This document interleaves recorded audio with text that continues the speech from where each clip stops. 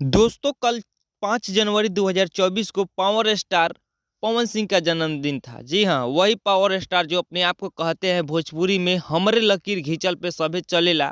और एक ऐसा इस जन्मदिन पे लकीर खींच दिए हैं, काफी शर्मनाक लकीर खींचे हैं। वाकई में ये शर्म वाली बात है। जरा सोचिए कि अपने जन्मदिन पे 3X आर्टिस्ट सनी लियोनी के साथ केक कटवाते हैं और अपने नाम के साथ उनका नाम जोड़ते हैं और गर्व से सीना चौड़ा करते हैं कि वाह, मैं तो सनी लियोनी के साथ भोजपुरी में काम कर रहा हूं और सनी लियोन को भोजपुरी में नचा रहा हूं। वाह, कितना अच्छा कर रहे हैं आप। भोजपुरी को कहां लेकर जा रहे हैं पवन सिंह जी कि एक 3X कलाकार को नचा रहे हैं।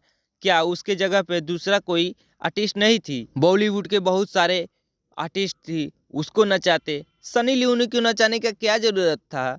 पवन सिंह जी, आप कौन सा तीर मार लिए हैं कि एक 3X कलाकार को अपने भोजपुरी वीडियो में नचा रहे हैं और उसका प्रमोट और कर रहे हैं। हालांकि सनी लियोनी को कौन जानता था? 60% लोग जानते होंगे, आपको तो 101% लोग जानते हैं और आप उसके सामने जाकर झुक गए, वो भी एक 3X कलाकार के सामने जाकर झुक गए।